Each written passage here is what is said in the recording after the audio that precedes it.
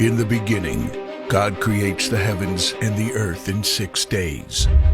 He makes Adam and Eve, who spend their days with God until they give in to temptation by eating from a forbidden tree. Sin enters the world, and things get so bad that God floods the earth and starts over with Noah and his family. Years later, God calls Abraham to follow him with the promise to make Abraham the father of a great nation. Abraham obeys, and God gives him a son, Isaac.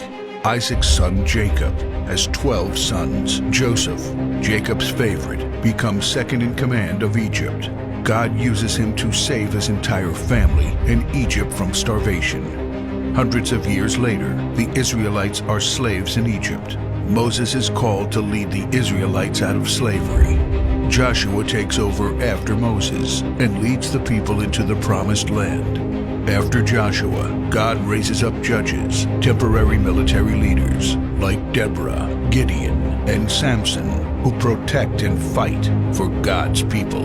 The people tire of this leadership, and they call for a king. God gives Israel King Saul, King David, and then King Solomon.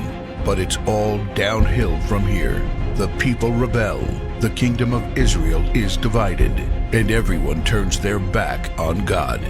Prophets like Elijah, Isaiah, Micah, and Jeremiah warn that if people don't repent of their sins, there will be consequences. But the people ignore their warnings. The divided kingdoms are conquered, and God's people face captivity in foreign lands. People like Daniel show great courage and stand up for God when no one else does. Some of the exiled people return to the promised land, but for 400 years, God is silent. No prophets, no miracles, and no angel visitations. But then, the silence is broken when Jesus is born.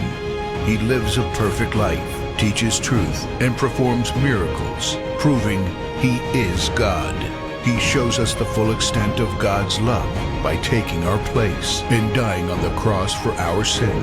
He is placed in a grave, but 3 days later, Jesus rises again, conquering sin and death. His followers travel the world, sharing the good news of His love and starting churches.